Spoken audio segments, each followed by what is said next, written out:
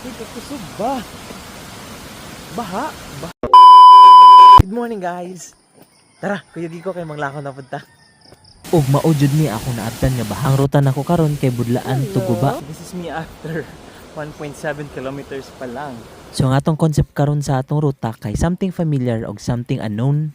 So gikan sa Budlaan padung sa Kanirag, moadto ta karon sa Adlawon Tuguba. So ako ra jud usa na dayon nga ri. But during the trail nakoy mga familiar faces na nakita o mga bagong nahigala. Nidot man Dennis Kanirag basta sayo sa buntag. So after 5 kilometers, proceed na ta sa something unknown. Ang giingon sa mapa moadto kog Sierra Garden para makaabot sa Adlawon. Murag alas 8 naman siguro ni. Nag-abot na ang kainit sa adlaw ug kabugnaw sa kahangin. Ug naabot jud ko nga ri sa mga pagkaunan. Pwede mo kanya ra? Kaayo.